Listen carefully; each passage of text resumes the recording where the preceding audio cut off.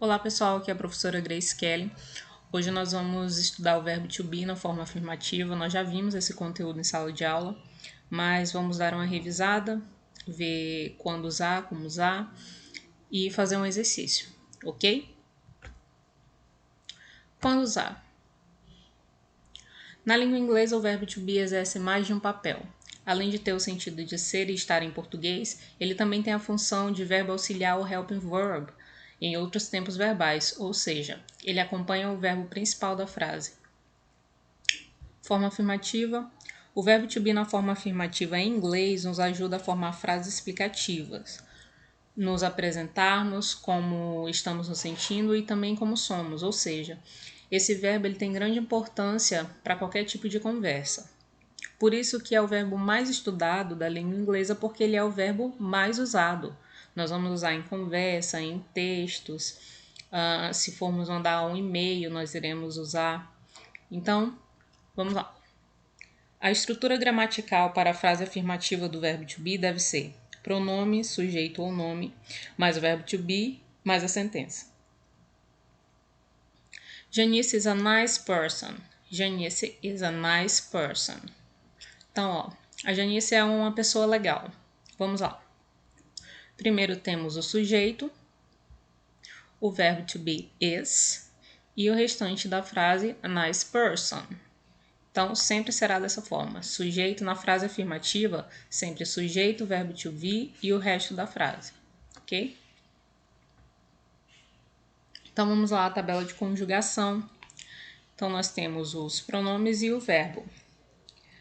I é o sujeito, am, o verbo to be. I am, que significa eu sou ou eu estou. You, sujeito, o pronome pessoal. Are, o verbo to be. You are, você é ou você está. He is, ele é ou ele está. She is, ela é ou ela está. It is,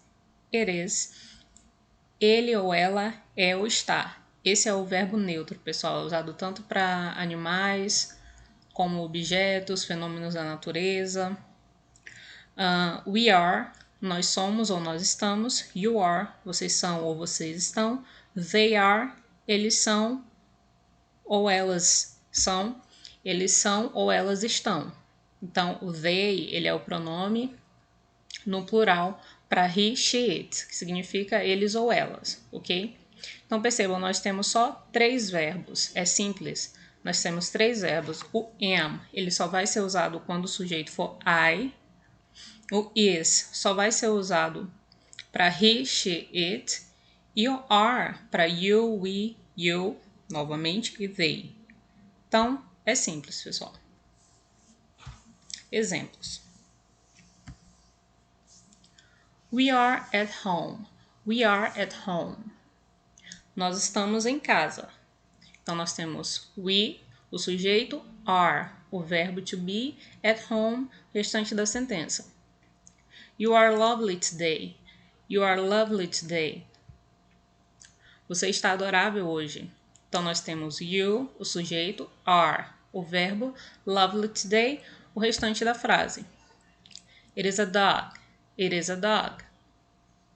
É um cachorro. Então, nós temos it, o sujeito, is, o verbo, a dog, o restante da frase. He is studying. He is studying.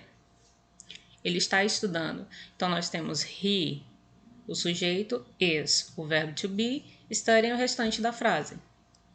Então, vamos praticar. Let's practice. I, Brazilian.